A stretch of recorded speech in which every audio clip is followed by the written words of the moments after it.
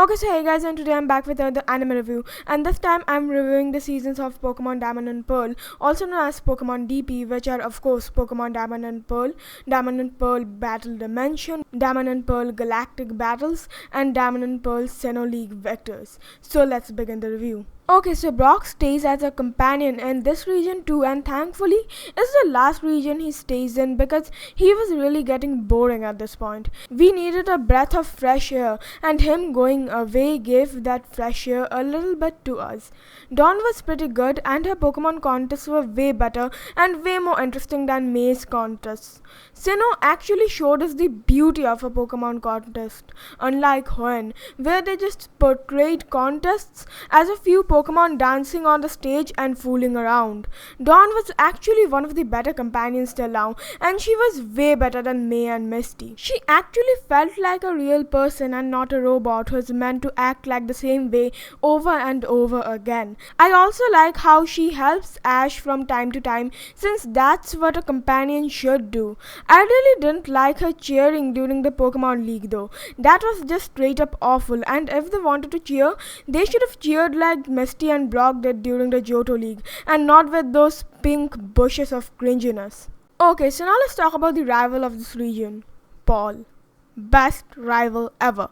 I really like how emotionless he seems, as if he just doesn't care about anything. Just think how devastating it would be for you if you defeat your rival with such hard work after losing many times, and after you win, that rival just doesn't care about your win and his loss like you cared about his win and your loss. Him not caring about anything made his character as a rival much more effective. I wish he was a little taller though. He just seems so short for some reason.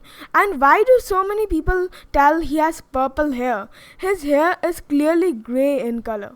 Anyways, I really hated how he lost to one of the battle frontiers in the middle of the anime, since come on, he was built up to be this invincible strategical mastermind of a rival, and this anime made him lose to somebody who got defeated by Ash? Really awful decision right there, Diamond and Pearl.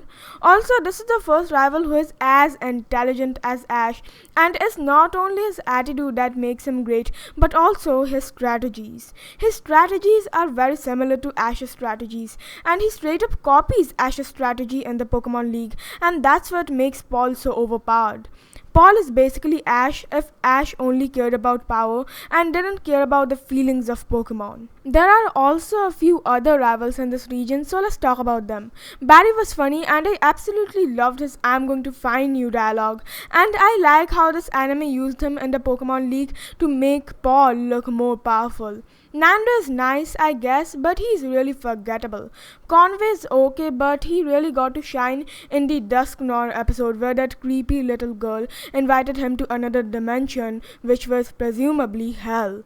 Okay, so now let's talk about Ash's Pokemons. Apom was annoying, so I'm glad that it left. Staraptor had to be one of the best bird Pokemons that Ash caught, and Buizel was super cool.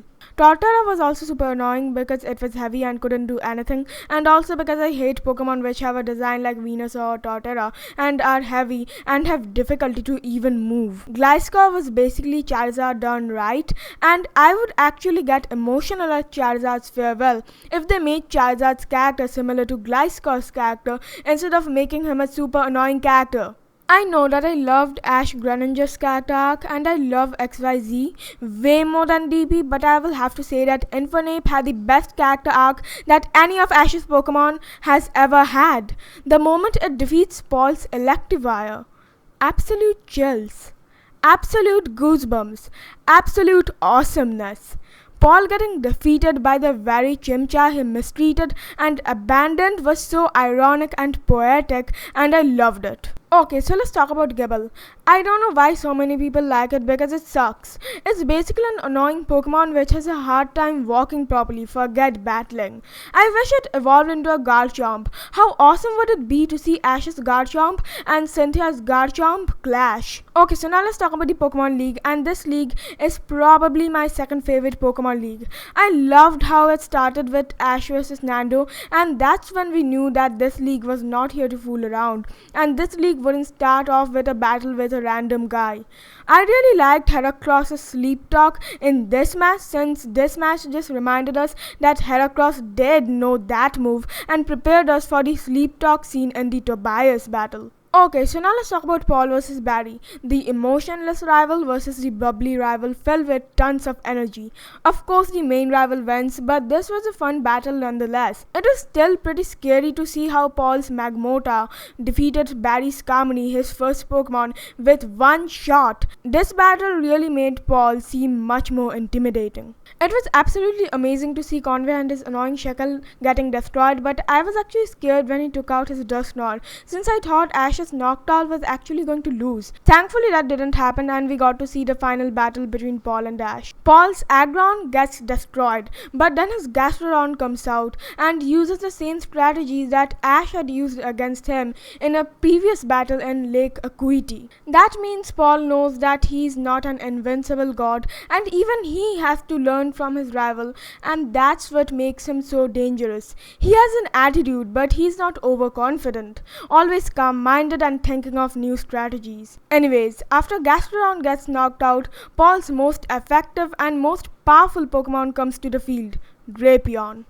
Drapion toxic spikes the whole field, and it is revealed that Paul intentionally lost his first two Pokemons to Ash, and now he would finish his entire team with Drapion. Drapion actually does manage to cause a lot of trouble, and I was pretty surprised by how much trouble it was causing to Ash. However, Gliscor hardly manages to take it out with its awesome Fire Fang. The anime's version of Fire Fang is just so awesome for some reason. Next came Electivire, and it just destroyed the rest of Ash's team except for Infernape, so now it was just Electivire versus Infernape, the Pokemon which Paul had chosen over his Chimchar versus the Chimchar which Paul had abandoned. This battle was awesome, and while it was epic how Paul's abandoned Chimchar made him lose in the league, it's also pretty implausible since Paul seemed so much more powerful. Overall, this was a great battle. But the league is not over yet since Ash has to lose, and you know what's the best way of making him lose?